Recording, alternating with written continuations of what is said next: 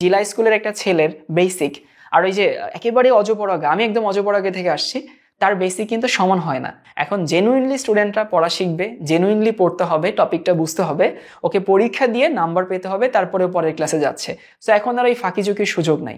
সুন্দর একটা school bag, এটা খুবই কিউট।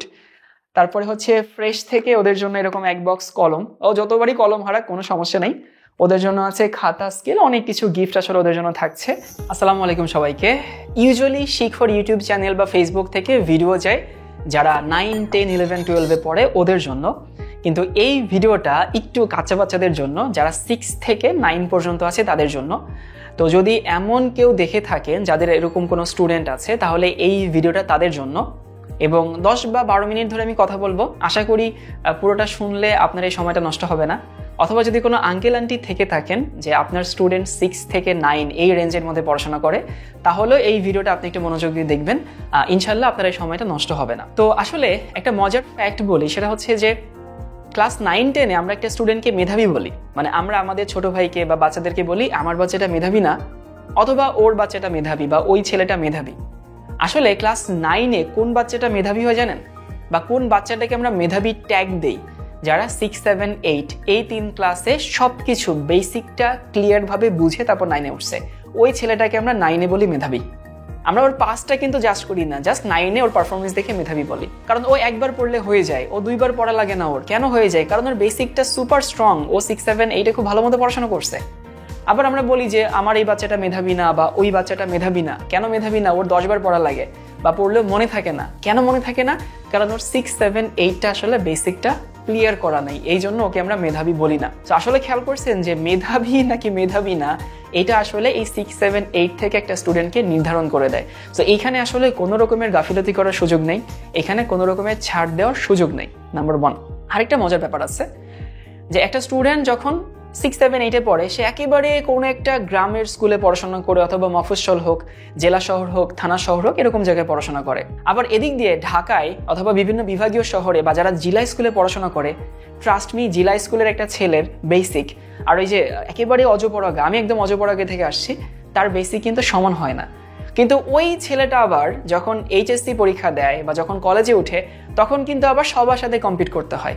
সো আমি 6, 7, 8-এ থাকতে খুব নর্মাল স্টুডেন্টদের সাথে কম্পিট করে আসলাম, আবার কলেজে উঠে দেখলাম যে আচ্ছা আমার কম্পিটিটর এখন পরিবর্তন হয়ে গেছে, এখন আমাকে সারা দেশের স্টুডেন্টদের সাথে কম্পিট করতে হচ্ছে, তখন কিন্তু আবার আমরা পিছাই যাই। সো এটা আরেকটা ইস্যু। আর বর্তমান প্রেক্ষাপটে আপনি যদি হচ্ছে আপনার সন্তানকে বা আপনার স্টুডেন্টকে এরকম ন্যাশনাল লেভেলে যদি কম্পিট না করেন, সেও কিন্তু ওই যে টিপিক্যাল মেধাবী এই টকমাটা তার উপরে কিন্তু যাচ্ছে না। আপনি বুঝতেই পারছেন না যে আপনার ছেলেটা কোথায় আছে, আগায় আছে নাকি পিছায় আছে। সে হয়তো তার স্কুলে ফার্স্ট, বাট তার স্কুলের ছেলেরাই কি তার আসল competitor? End of the day তাকে কিন্তু পুরো দেশের সাথে কম্পিট করতে হবে। যখন সে মেডিকেল ভর্তি পরীক্ষা দিবে, যখন সে ইঞ্জিনিয়ারিং ভর্তি পরীক্ষা দিবে, যখন সে ভার্সিটি ভর্তি পরীক্ষা দিবে, যখন সে বিসিএস দিবে, তখন কিন্তু পুরো দেশের স্টুডেন্ট তার কম্পিটিটর হয়ে যাবে। এটা কখনো কেউ ভাবছেন কিনা একটু চিন্তা করে দেখেন। এই জন্য আমরা আমাদের পক্ষ থেকে ক্লাস 6, 7, 8, 9 এই ক্লাসগুলোকে মানে অনেক বেশি প্রায়োরিটি দিচ্ছি এখন। এবং আমরা একটা প্রোগ্রাম লঞ্চ করছি, BTS ব্যাক টু স্কুল। এবং এখানে খুব মজার একটা ঘটনা বলি, যখন নতুন কারিকুলাম আনা হচ্ছিল আর কি, নতুন কারিকুলাম তো এখন আবার পুরাতন কারিকুলাম হয়ে গেছে। তো নতুন কারিকুলামে আমাদেরকে ডাকা হয়েছিল শিক্ষা বোর্ড থেকে, এবং আমাদেরকে বলা হয়েছিল যে নতুন কারিকুলাম এই এই এই এই কারণে ভালো, আমাদেরকে বুঝাই দেওয়া হচ্ছিল কি। আমরা শিক্ষক পক্ষ থেকে গেছিলাম। পরে আমরা আবার একটু মানে আমাদের আসলে ওই কারিকুলামটা পছন্দের ছিল না। আমরা জানি ওই কারিকুলামটা বাংলাদেশের জন্য খুব একটা ফিজিবল না। ওইটা ফিনল্যান্ডের আর বোধহয় সাউথ কোরিয়ার কারিকুলামকে ব্লেন্ড করে বাংলাদেশে হচ্ছে দিয়ে দেওয়া হয়েছিল। ওটা বাংলাদেশের জন্য আসলে ফিজিবল ছিল না। কারিকুলামটা ভালো ছিল, তো যাই হোক আমরা তখন বুঝাতে পারিনি। বাট আলহামদুলিল্লাহ এখন তো নতুন কারিকুলাম নাই, এখন পরীক্ষা হবে আপনার সন্তানের। আগে তো কি ছিল, ত্রিভুজ, চতুর্ভুজ, তারপরে হচ্ছে শিখনকালীন ফল, এই টাইপের নানান কাহিনী ছিল। আলহামদুলিল্লাহ সেগুলো এখন বাদ হয়ে যাচ্ছে। এখন জেনুইনলি স্টুডেন্টরা পড়া শিখবে, জেনুইনলি পড়তে হবে, টপিকটা বুঝতে হবে, ওকে পরীক্ষা দিয়ে নাম্বার পেতে হবে, তারপরে পরের ক্লাসে যাচ্ছে। তো এখন আর ওই ফাঁকি ঝুঁকির সুযোগ নাই, এখন পড়াশোনা আসলেই করতে হবে। এটা আমাদের জন্য খুবই ভালো লাগছে, কারণ আমার কাছে মনে হয় যে এভাবে একটা স্টুডেন্টের বেসিক আরো ভালো ক্রিয়েট হয়। যেটা মাঝখানে করা হয়েছিল সেটা হয়তো ভালো, যদি আসলে আমাদের তো অনেক লিমিটেশন আছে বাংলাদেশের সোশিও ইকোনমিক পার্সপেক্টিভ, ফিনল্যান্ডের মতো না, আমাদের সাউথ কোরিয়ার মতো না, আমরা আসলে ওদের মতো চাইলেও পারবো না। এই জন্য আমাদেরকে আমাদের সমস্যা অনুযায়ী তারপর সামনে আগাইতে হবে। যাই হোক, সো আঙ্কেল আন্টিদের বলছি বা বড় ভাই আপু যারা আছেন সবাইকে বলছি যে কারিকুলামটা আবার আগের মতো চলে যাবে ইনশাল্লাহ। এরকম ফাইনালি কোনো গেজেট আসে নাই, তবে হ্যাঁ এটা মোটামুটি আমরা কনফার্ম যে হচ্ছে কারিকুলামটা ওই আগের মতো চলে যাবে।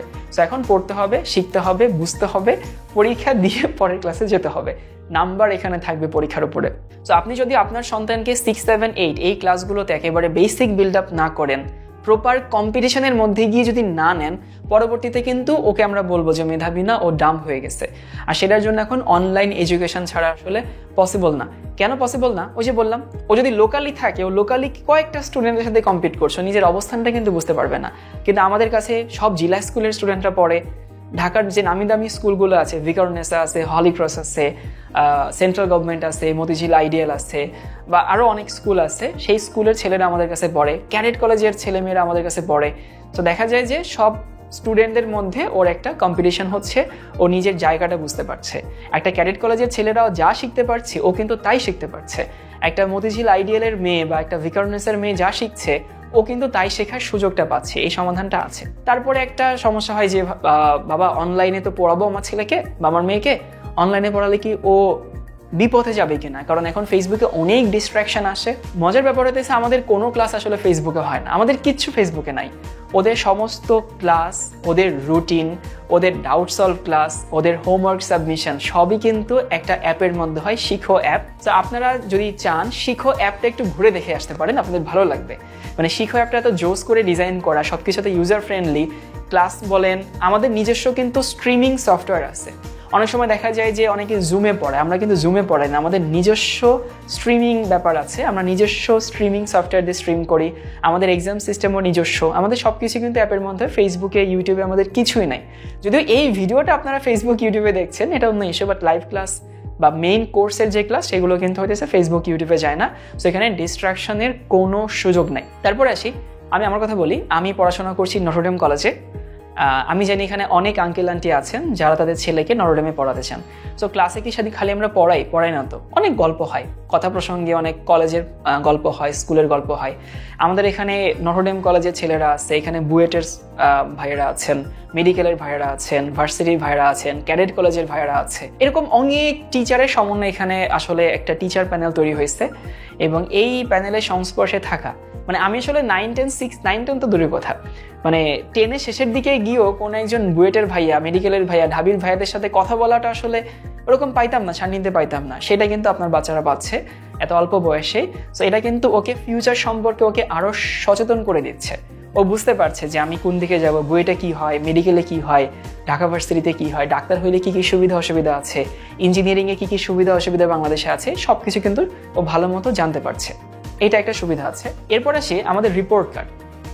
আমাদের অ্যাপে কিন্তু একটা স্টুডেন্ট, ওর একটা প্রশ্ন ধরে সলভ করতে হইলো, এই প্রশ্ন সলভ করতে লাগলো হচ্ছে ফোর্সে 10 মিনিট, কিন্তু এটার স্ট্যান্ডার্ড টাইম হওয়া উচিত ছিল 8 মিনিট। আমরা কিন্তু বলে দিই যে হইতেছে এই 2 মিনিট কিন্তু ওর বেশি লাগছে। অথবা ও কোনো একটা ক্লাস অ্যাটেন্ড করে নেয়, আপনার কাছে কিন্তু রিপোর্ট কার্ড চলে যাবে সুন্দর মতো। সো প্রতি মান্থলি বা প্রতি 3 মাস পর পর আমরা একটা রিপোর্ট কার্ড দিই গার্ডিয়ানদের জন্য। গার্ডিয়ান সেমিনার হয় আমাদের, যেন একটা স্টুডেন্টের প্রোগ্রেস সম্পর্কে গার্ডিয়ানরা ভালো মতো বুঝতে পারেন, গার্ডিয়ানরা ভালো মতো জানতে পারেন। এবং আমরা এনকারেজ করি আমাদের ক্লাসগুলোতে যেন গার্ডিয়ানরাও থাকে। তাহলে কি হয়, একটা বাচ্চার পড়াশোনা ওর নিজেকে চেষ্টা করতে হবে, যেহেতু বাচ্চা, ও ছোট। সো আমরা আমাদের থেকে এফোর্ট দিব, আপনারা আপনাদের দিক থেকে এফোর্ট দিবেন। গার্ডিয়ান সেমিনারের মাধ্যমে আমরা ফিডব্যাক নিব, ওই বাচ্চার পরীক্ষার মাধ্যমে আমরা রিপোর্ট কার্ড নিজের অ্যানালাইসিস করব, আপনাদেরকে দিব। সো দেখা যাবে ইনশাল্লাহ ও মেধাবী হয়ে 9, 10-এ যেতে পারবে। সো ব্যাক টু স্কুল আসলে মেইন উদ্দেশ্য এটা, যে এখন যেহেতু পড়তে হবে, বুঝতে হবে, শিখতে হবে, পরীক্ষা দিয়ে নাম্বার পেতে হবে। সো ওকে আসলেই ভালো কোথাও পড়তে হবে, ওকে পুরো দেশের সাথে কম্পিট করতে হবে, আমরা সেটা এখানে ব্যবস্থা করে দিচ্ছি।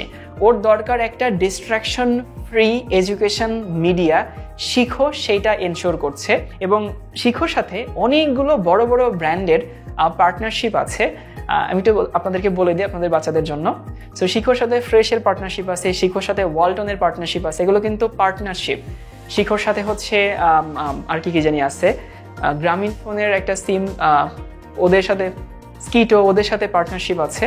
তো আপনার বাচ্চা যদি শিখোতে ভর্তি হয় 6, 7, 8 এর যে কোনো ক্লাস, ওদের জন্য কিছু গিফট আছে, আমি একটু বলে দিই। গিফটগুলো হচ্ছে ওদের জন্য আছে হচ্ছে সুন্দর একটা স্কুল ব্যাগ, এটা খুবই কিউট। তারপরে হচ্ছে ফ্রেশ থেকে ওদের জন্য এরকম 1 বক্স কলম, ও যতবারই কলম হারাক কোনো সমস্যা নেই, ওদের জন্য আছে খাতা, স্কেল, অনেক কিছু গিফট আসলে ওদের জন্য থাকছে। এটা বলছে এই কারণে, মানে বড় যে ব্র্যান্ডগুলো আছে আমাদের নিজস্ব সব কিছুই আছে, অন্য ব্র্যান্ডের সাথে আমাদের কোলাবোরেশন আছে।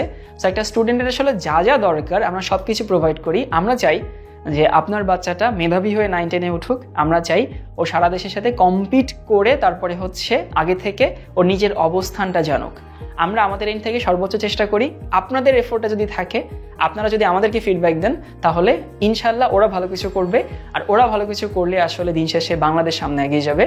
তো সবাইকে এতক্ষণ শোনার জন্য অসংখ্য ধন্যবাদ। আপনাদের যদি কোনো প্রশ্ন থাকে কমেন্ট সেকশনে জানাতে পারেন, ইনশাল্লাহ আমরা পরের ভিডিওতে সেইগুলো অ্যাড্রেস করতে পারবো। ভালো থাকবেন সবাই, আল্লাহ হাফেজ সবাইকে।